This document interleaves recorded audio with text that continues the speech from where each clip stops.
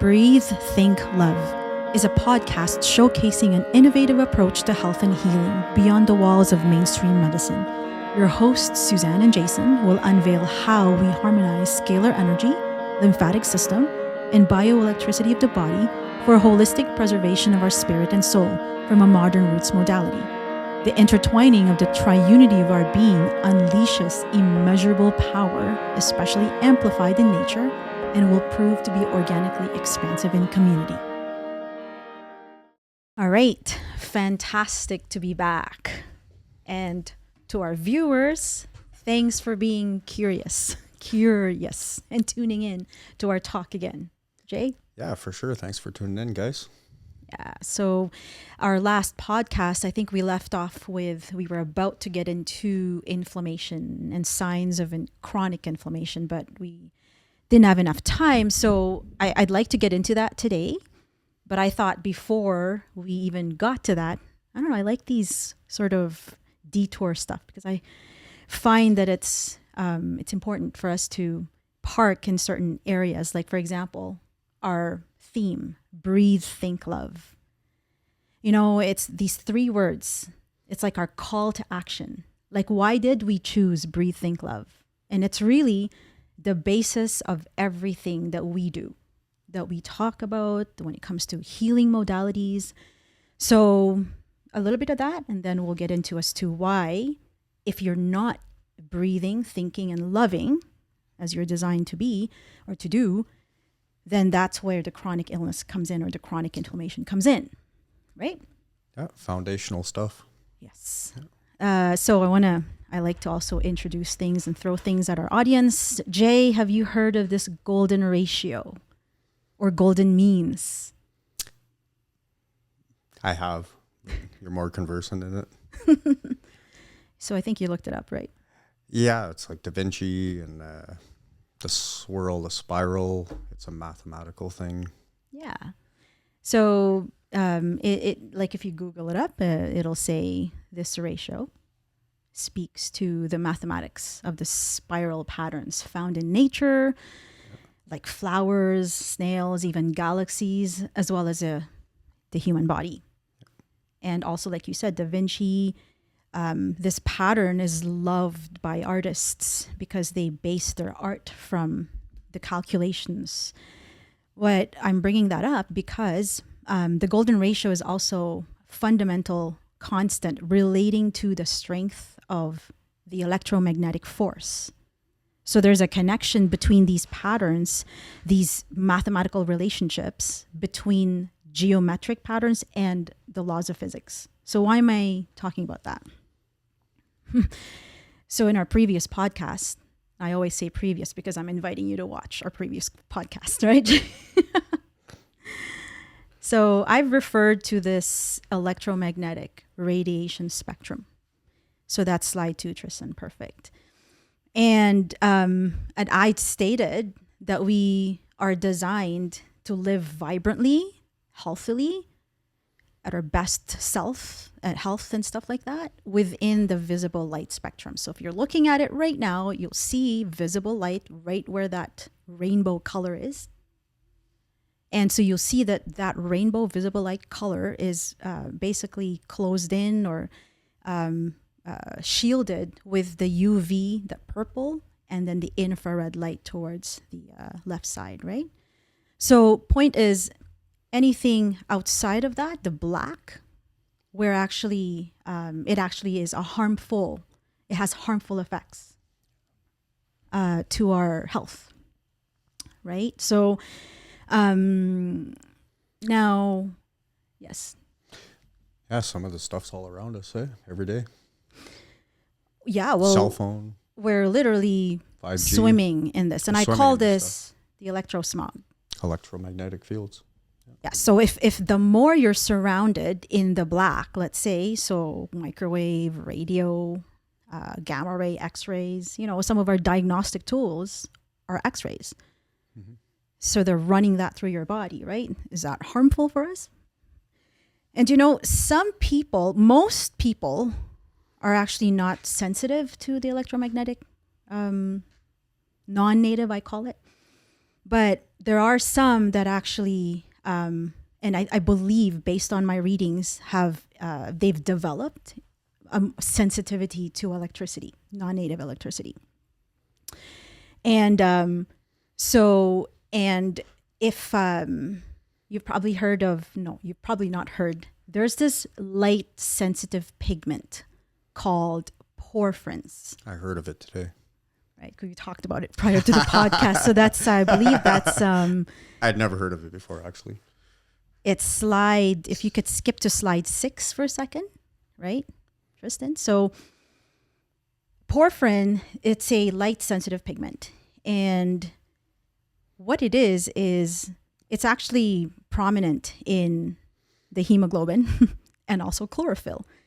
So if porphyrin was to be bound with magnesium, that's how chlorophyll is made. And for leaves on trees. Exactly. That's what gives the pigmentation of plants, the green color, right? Now, when it comes to the human body, inside the human body, when porphyrin binds to iron, then that's what creates heme. So that's a precursor to hemoglobin. And as you know, for those science buffs out there, you know that oxygen binds to heme, and hemoglobin is a protein in the red blood cells that carries the oxygen throughout the body. So point is, this porphyrin, which is a light sensitive pigment, it's really designed to thrive in that visible light spectrum, going back to slide 2. Yeah. Not So the what's- electromagnetic stuff. Not in the black, the Right. black shaded part of the Right. electromagnetic spectrum. Right. So That's the so black interesting. shaded part is non-native, right? The visible light spectrum is where we are designed to be in. Okay, so what happens is, Jay, the more we lose this porphyrins, this light sensitive pigment, Yeah. and science have diagnosed people who've had chronic inflammation, because a lot of times if you have you're allergic to electricity, let's say, it's misdiagnosed a lot of times with other ailments. But if they start to see or pick up in your urine when they do a urine test that you're leaking porphyrins, then that means your hemoglobin isn't carrying as much oxygen as it should be. Exactly. Yeah. So I'm talking about all that science stuff because, and I'm linking it to the golden means or golden ratio, because if you go to slide 3, if you look at the human structure, we are literally made up of the golden ratio math, the patterns. It's the Da Vinci picture again, right? Very close, right? Yep. And so that spiral effect gives strength to electromagnetic radiation that we were talking about in the visible light spectrum. So now if you look at from a DNA perspective, so the next slide there, we've showed this slide in the past, but this spiral structure of the DNA, literally just because it's designed like that, scalar energy implodes into the center of it. Or in other words, we harness, it's a rechargeable battery. We harness energy from the stars, from space, from above. Pretty cool stuff, right? But what happens is, if the more we, for some reason, we're not going to get into this as to why porphyrins leave the body, but people who have the sensitivity to non-native EMFs, they're becoming chronically inflamed. Lack of oxygen in the cells Exactly. because of the EMF Right. sensitivity. Right. So with the podcast theme, Breathe.Think.Love, it highlights, first of all, that we obviously are designed to carry breath. And so I always love to highlight that there's a breath giver right? So we acknowledge that there's source. Yeah. There's this invisible, incomprehensible energy behind the metaphysics of it all. And it's what animates our meat suits, Yeah. right? Love it. So breathing, and as we've talked in the past, there's a way to breathe shallowly, there's a way to breathe deeply, and we really should be 90% of the time doing diaphragmatic or belly breathing. So that's the breathe part. Thinking. So the breathe, think, love. So thinking. Thinking is one thing that we cannot stop doing. Right. We're always carrying out our thoughts. Can't stop the gears. Right. Yeah. Our face is carrying out our thoughts. Gestures, our posture. We verbalize our thoughts. We do what we've been thinking about. Yeah. The average person has between 6,000 and 60,000 thoughts per day. Depending on the study, Queen's University in Kingston, MRI scans tracked average of 6,200 thoughts a day. Yeah. That's like in Ontario, right? Kingston, Ontario. Kingston, Ontario, yeah. fMRI scans tracks that we do about 6,200 thoughts per day. That's pretty wild, right? So thoughts. I feel like I'm at 100,000 thoughts a day. Right? Yeah. Depends At on least. depends on what it is that you're going through, maybe. But we're trying to, a part of our program, Life and business, eh? a part of what we're doing is trying to get our thoughts to be in manageable, Yeah. right? We're supposed to be good thought managers. So why? Because thoughts are actually electric. And like if you think about, we are electromagnetic beings. So thoughts are electric. So what do you mean by that? Every thought has an electrical impulse. And frequencies. Frequencies. So if you've seen EEG brain scans, where they attach these wires, they can actually pick up brain frequencies. So anything electric, which in our case, it's natural, right? It's not in the dark phase of the electromagnetic spectrum. It's natural. So as you know, electricity brings life to things. It powers up our devices, our homes, and vehicles. Okay, so what do thoughts do inside the human body? Obviously, it also, there's unconscious thoughts, there's conscious, there's subconscious thoughts. So it powers up everything inside the human body as well, right? That's one source of energy. But you've come across this term, dirty electricity. Yeah. So dirty electricity is electrical pollution, right? Yeah. So high voltage, defined as erratic spikes and surges of electrical energy traveling along power lines and building wiring, where the standard is 50 to 60 hertz AC electricity. Health implications are neurological symptoms, sleep disturbances, and hormonal imbalances, chronic disease. So electrical In a nutshell. Right? pollution, Yeah. very well defined, Jay. Dirty electricity actually has health implications. Yeah, And 100%. a lot of times I know we've talked about, most people know about grounding. You take off your shoes. Or they don't. Or maybe they don't.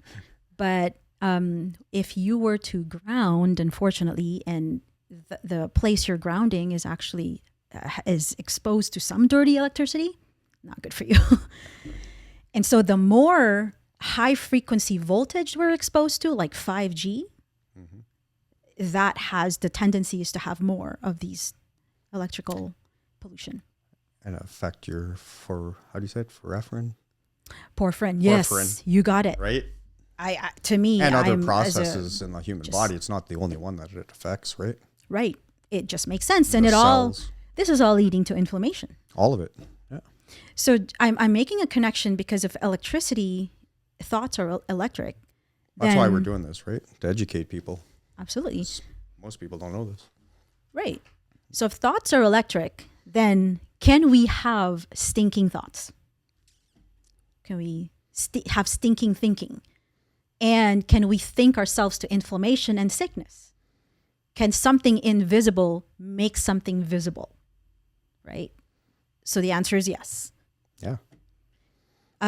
So if we thought ourselves to inflammation, can we reverse it?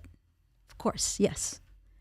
So then the idea is, simply put, that a part of our approach, again, is to, as far as reversing inflammation or healing, we have to be mindful. We have to catch the stinking thoughts.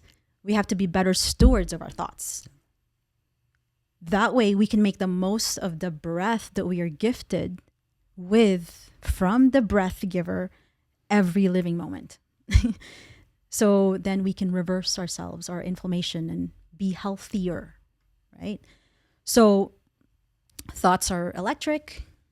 And what about emotions?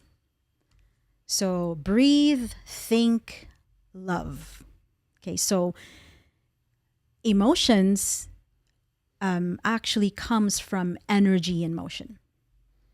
So in other words, if you collect related thoughts over time through years and years and years, It's got to be balanced, right? Everything in life and nature, or harmony, right? Yeah. To stay in harmony, you got to be in balance. Right. So this is kind of like a whole encompassing the Breathe, Think, Love. It's kind of compartmentalizing the different things that create that balance. Yeah. In kind of layman's terms, right? And it's like a process. Yeah. So you can't just be like, oh, I'm ill, and I have this. It's not just one thing. It's a combination. Right. We can't just say, okay, well, you know what, change this in your diet. Yeah. No. We also have to look at what's causing your illness from maybe a subconscious perspective. Yeah. So when I talk about emotions or love, so thoughts are electric, emotions are magnetic. Yeah. So we are electromagnetic beings. So if I'm saying that emotions or feelings are magnetic, then that means that it can be magnetized. It can get stuck somewhere. Okay? So before I show a picture of how these emotions can get stuck in areas of our bodies, I want to highlight the heart for a moment here. So according to Heart and Math Institute, so that would be slide 7. Yeah. Figure 12. Yeah. This one right here. Mm-hmm. Yeah, the heart's electromagnetic field by far is the most powerful rhythmic field produced by the human body. Not only envelops every cell in the body, but also extends out in all directions into the space around us. The cardiac field can be measured several feet away from the body by sensitive devices. Research conducted by IHM suggests that the heart's field is an important carrier of information. So information is another term for thoughts, right? So a collective of related thoughts create emotion. So for example, if you've been fearful for the most part of your life, that emotion of fear became mature, became an adult, because you've been feeding it. And some of these signals affect certain parts of the body in some of the charts I've seen in your practice and stuff too, eh? Yeah, absolutely. Related, right? But notice the heart. So Heart and Math Institute have been able to calculate that the heart is the most powerful producer of electromagnetic field. Right. So whatever it is that you're carrying, you can actually project that out in all different directions. And it's most, if people are sensitive enough, if they're walking into your space there, if you look at that sort of that toroidal field around this human structure there, you can actually feel people. It almost looks like the golden ratio a little bit. You're right. Yeah. Right? So when you walk into a room and somebody's not in their greatest state of emotion, you'll feel that right away. Yeah, I do for sure. Right? So your emotion becomes this potential mover, shaker, game changer. right? So imagine, let's focus on the positive. So if our thoughts were immersed in truth, in our giftings, healing, emotions filled with joy, peace, and abundance, all this high vibrational thing, then that bubble, that invisible bubble that you see, is impacting whatever field you end up touching. Creating harmony. Right. Well, that's the idea, right? You want to neutralize anything, these stinking thoughts. But the idea is, how do we maintain that? Right? So how do you think that will With look all the like? outside influences and everything else, right? Yeah. And not only that, the way you carry this electromagnetic field that your heart is producing Yep. impacts your immune system, your circulatory system, your ability to detox, your ability to live long and happy life. So why am I highlighting that? Because again, we're leading up to why chronic inflammation takes place. Emotion actually is an electron stealer, potentially, especially when we're looking at low vibrational emotions like fear. So slide 8. If we're looking to be the most healthiest, and if we're looking to support ourselves in regenerating perfectly, completely, then we need to address whatever it is that's stealing the electrons from the cells, right? Or picturing ourselves as a battery. Right. We've talked And what's about stealing the electrons So from the if, battery. Right? so if you look at Yeah, this right. slide, so what are some of the things you notice there, Jay? Stealing or Battery's charged up on the left, and all of these things are slowly depleting it one at a time, right? right. Thyroid. Yeah. So thyroid issues is an electron stealer. Scars, dental infections, toxins. But you see their emotions is a part of that. So if we're needing to recharge ourselves, first of all, we need to make sure our polarity is corrected, right?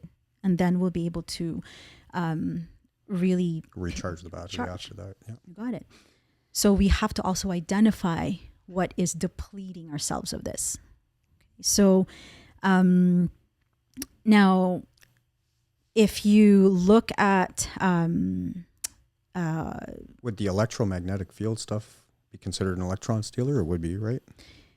you know what, I'm if sure people are probably wondering. Right? if you're looking at the shaded area, the black shaded area Yes. where all the non-native EMFs are, Yeah, I would say so, I would say so too. Yeah.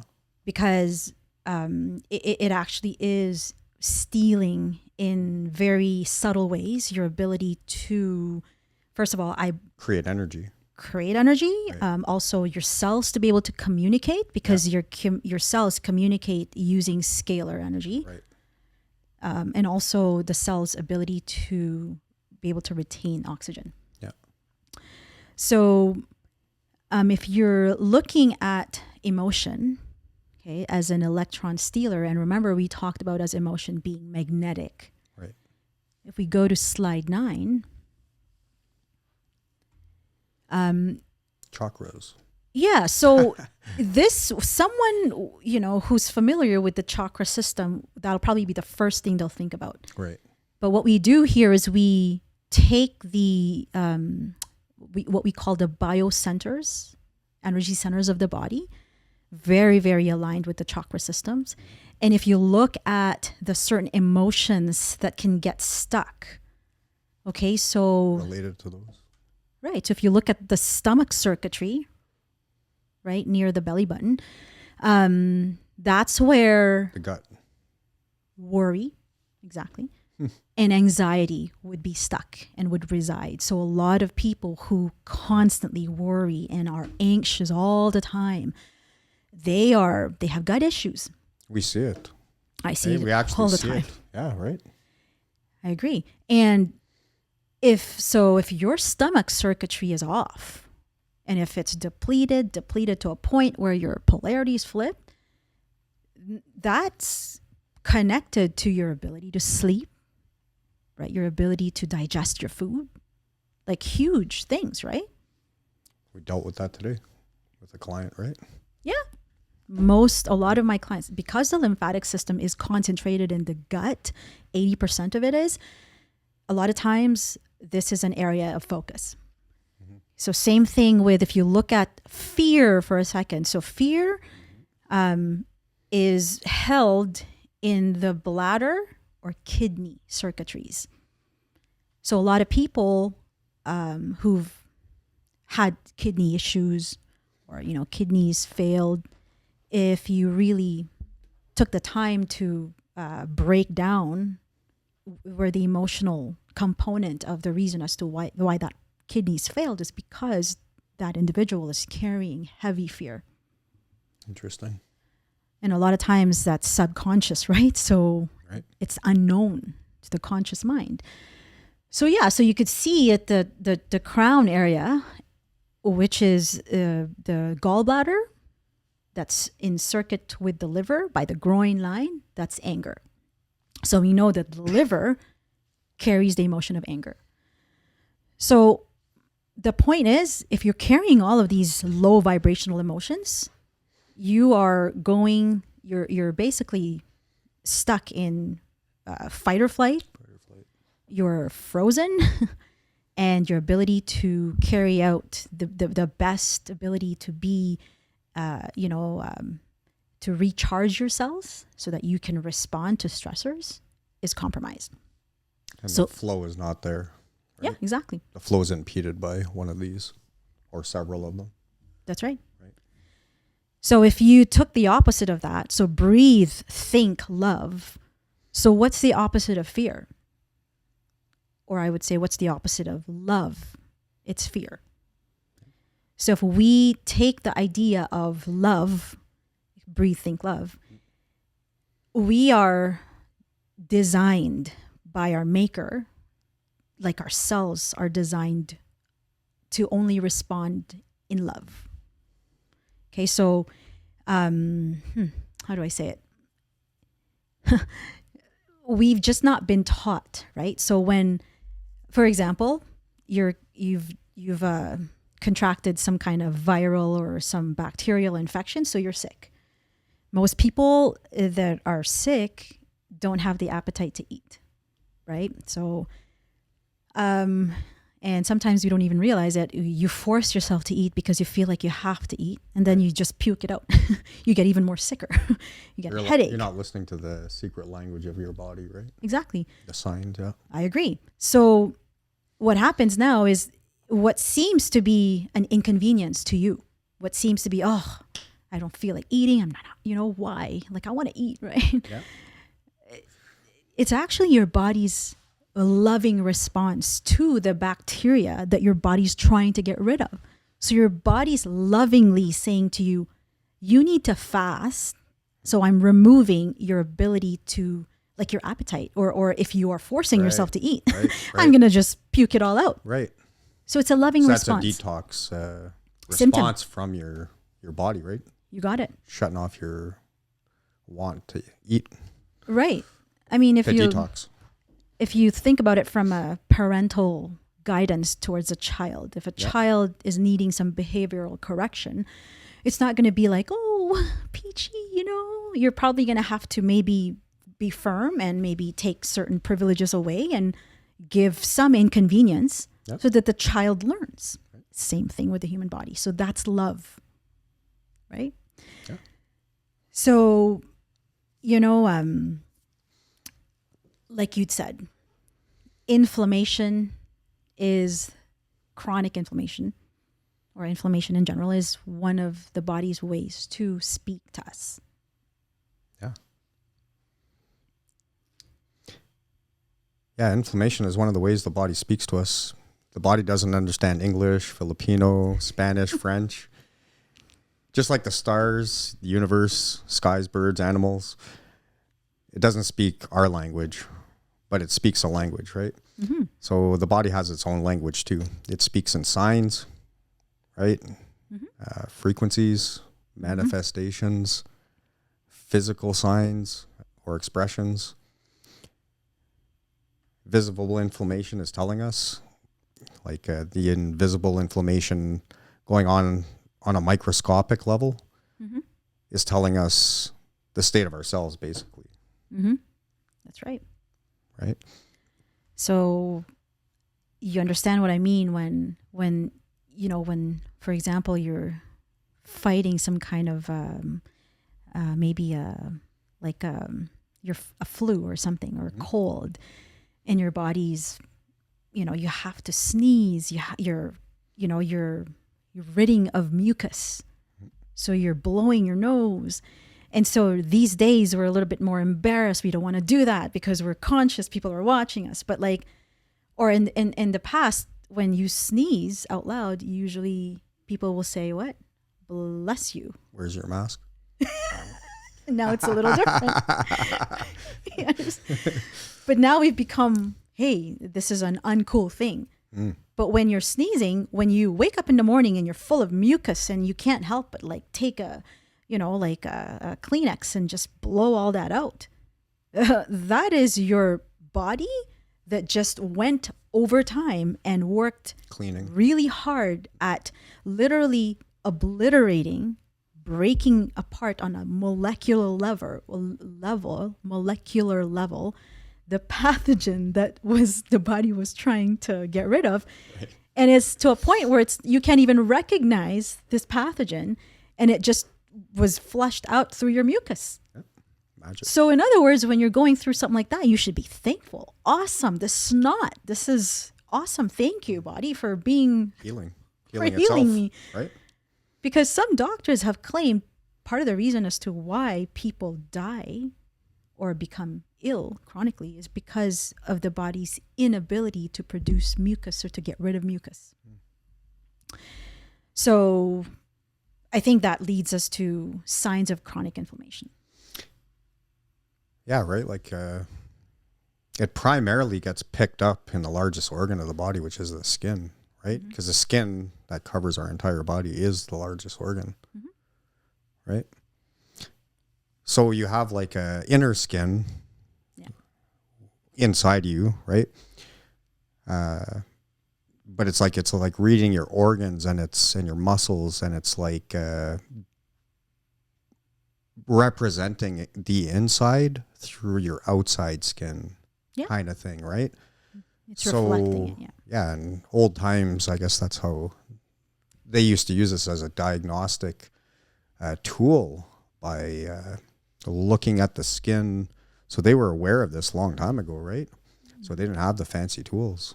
They just discolorations in the skin that are visible, swelling, or stagnation of fluids, which I guess we call sticky spots, where you literally, if you're rubbing your skin, it actually sticks, like your finger catches in these spots where the fluids or the proteins are trapped, I guess, or whatever, right? So weight gain, which is due to retention of fluid, change in skin color, change in texture, sensitivity, pain, roughness, rashes, acne, eczema, right? All these subtle little things can be signs, right?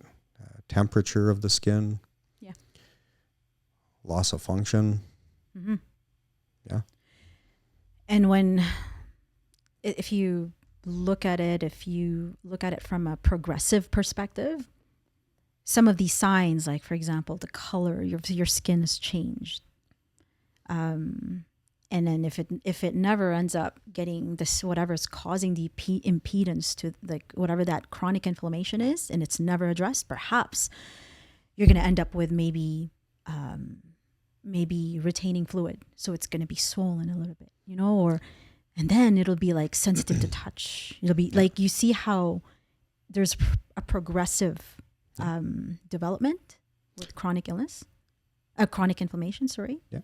So the body's basically telling us and making us feel the need to clean up, right? So it's communicating in its language, right? So it's to get things moving and that it's not drowning, that it can't breathe, or it's trying to tell you, right? It stinks inside the cells, maybe. Because it's full of there's garbage. bugs crawling around inside us. I don't know. That's right. Right? Yeah. And I guess what you would call the subtle cry of the body, like the subtle voice. And when it becomes really, really severe, that's when the body is going to be like loss of function. You know what? You're not listening to my subtle cries. I'm going to give you pain. So the pain, maybe an elevated pain would be like a louder scream. So like all of the above really starts off with an unhealthy and unhappy cells screaming at us. You got it. And when the unhappy, unhealthy cells have had it, Right. what will it do? And that's where you'll get really sick, right? Well, what will it do? One of the severe signs of chronic inflammation is loss of function. Right. Yeah. So literally, you're not listening. So now I'm going to not give you the Physical ability. manifestation now, right? You're locked up. You're not going to be able to have the ability to maybe stretch your arm this way or have the same mobility anymore because you're not paying attention. So now pay attention. Well, you said before, we only feel, 5% of pain? Yes. So when you're feeling pain, now, if you're only feeling 5% of that pain, it's actually a lot more than what you're feeling. So your body's screaming at you when you're, right? So what it is, the way your nervous system is designed is that it only lets you feel, or it allows you to feel less than 5% of inflammation. That's what I was trying to say. Right? Yeah. And what happens is, so what I'm saying is a lot of times we carry inflammation, but we don't feel it because the brain is not engaged in that particular area. Why? Because it's busy dealing with other priorities in the human body. So when we're doing a treatment and we're cleaning out the lymphatic system and identifying sticky spots, as you've referred to, which is a sign of an active area of potential stagnation, trapped proteins. So sometimes those areas that are inflamed, you don't know that it's painful or sore or sensitive until we touch it, until we put the electrodes or the biophoton wand, or when you simply touch it, right? So that highlights, okay. But if you're feeling it, you're already behind the 8 ball kind of thing, I guess, right? Right. Yeah. Because it's actually more inflamed than it's telling you, but it's more inflamed than it's actually telling you. Yeah. Guess, right. So think of pain because of some kind of inflammation, because that inflammation is because there's some kind of stagnation going on. Yeah. And when there's stagnation, so slide 10, is that this one or the one after? The one before that, where you see the state of the cells. So you can see I've shown the slides in the past, but the disease part, which is column B, where there's stagnation. So there's congestion going on in the cells. It's retaining fluid. So you can imagine the cells in here aren't able to breathe. They're drowning. That's what you were saying earlier, right? Is this the retention of water thing too? Exactly. It is, yeah. Right. And that Clustered translates. proteins also? Exactly. Yeah, right. So that translates to fluid retention, which then it's water weight. So you're gaining weight and because of this. And impeding your flow. Well, it's already impeded. That's why. Right. And so when this happens, just keep in mind, when there's stagnation or retention of fluid, and it looks like that, like column B, where that's an environment for disease. Right. Because what happens is not only are there trapped proteins in there, the proteins that the blood carries or the lymph carries when it's inside the cells has to be flowing out of the cells. Right. Right. It cannot be stuck in the tissues. Right. Because what happens is when the oxygen levels will drop because the power generators shut off. Right. And when the oxygen level drops, voltage goes down. Yeah. Interesting. Yeah. And when the oxygen level is down, because voltage is down, bugs wake up. This is what we referred to in the previous podcast. The bugs wake up. And the thing with bugs is they're just doing their purpose. Again, like I said earlier, everything is designed lovingly. Because things are dying, right? So the bugs are the cleanup crew. The cleanup to crew. the dying thing, right? So imagine if when people die, what happens to The bugs come out, decay? right? Yeah, so we decompose. Yeah. And so that means we go back to dust. So it's like, imagine if people didn't decompose. It would be a pretty stinky world, right? Pretty disgusting world. Yeah. So when I say that these bugs are even designed lovingly, meaning literally they're sleeping, they're dormant because there's oxygen. Oxygen puts You're them dying to sleep. now. We're gonna help you. Exactly. Right? So when oxygen goes away, Right. these bugs wake up and they're like, oh, is it time for a job? Yeah. Right. That's all it is. That's pretty wild. So we have, It's the truth, though. That's what it is. if you look at inflammation in that manner, then all these chronic illnesses that becomes a major serious disease isn't so scary after all. Because what is If you understand fear? the mechanics of it all. Well, yeah. What is fear? Fear really is the unknown, right? So we normally fear because we don't know. Like we fear death because we don't really know what's on the other side, right? So you're unfamiliar. That's fear. But we So- never die, right? Yeah, we're not supposed to die. So the antidote to fear is to know. So simple. So when you understand how cells regenerate through, first of all, having the oxygen levels, having the voltage so that it can have oxygen, the power to do its job, and then you introduce to the cells the raw materials that it needs to rebuild Build. everything. Yeah. Everything rebuilds. It regenerates inside the human bodies. There's some exceptions to that, like lymph nodes. When you take out a lymph node, you have about 600 to 700 lymph nodes. When you go through a surgical procedure where they take out your lymph nodes, they don't regrow. Okay, hair cells in the ears, when you're exposed to high, very loud sound, like the decibel, whatever, if you work in a mine or whatever, there's a certain frequency that ends up destroying your hair cells. Those don't regrow. Yeah. So you end up losing your ability to hear, right? Or your ability to drain the lymph or whatever. So there's certain parts in the human body when it is, again, exposed to something that's not natural, like a surgical procedure Like is an scarring. invasive procedure. Scarring. Scarring is another thing that you can correct. Yeah. So anyway, the point is, when that happens, then you end up with basically a lack in the human body. But because the human body is beautifully and lovingly designed, let's say you've lost 20 lymph nodes in your armpit because you had some kind of breast surgery. The lymph is so smart. The lymphatic networks is very smart and beautifully designed that if you train the lymph, it will literally find another path, right? To be able to continue the drainage. When you support the lymph system, when you train it to move a certain way, so you could probably tell the lymph to cross over through the chest area, it will literally recreate a pathways. Same thing with scarring. So typically women who've had C-sections, so you've just interrupted some like fascial points. So now the flow of energy is not there because of the scarring. You can correct the scarring, but the body has a fail-safe mechanism in place. It'll find another path.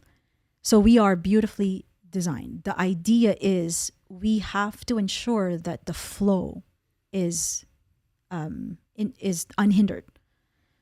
We have to, when it comes to health and healing, we need to correct the batteries. We need to drain these local flooding in the tissues of the cells. And how we do that is through energy waves, through electricity that is conducive or friendly to the cells, to the skin, to the fascial, to the superficial part of the lymphatic system. We use all of the tools that we have. They mimic the body's natural electrical signals, the body's ability to respond to light, to respond to light that kills bacteria, activating natural killer cells inside our human body. So basically, anything that's misplaced, we correct it. Anything that's misaligned, we align it. Yeah. The electron stealers, all the other stuff. Right. And most importantly, honestly, we also have to, again, I think we've highlighted it enough, is the emotional state that we carry. Yeah.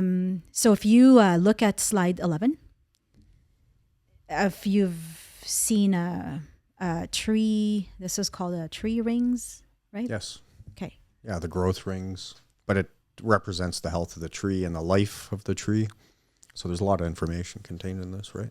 So I think it tells you how old the tree is, whatever the tree has been exposed to, whether it's a dry season or even from forest fires. So it exposes. Pine beetles. Tells you a lot, right? Yeah. Okay. So just like a tree ring is like that, it tells us history and stuff. The human body, we also have this biofield similar to a tree ring. It's like an aura. It's like, exactly. Or it is the aura. Well, yeah, this is like your biofield. Right. And if you look at the rings, it extends all the way to, so this is an example of a 40-year-old. So the outer ring, that's going back to gestation, to birth. And then as you grow, so each of this ring that you see there, there's history that can tend to, or emotional states that can get stuck in these phases, time phases.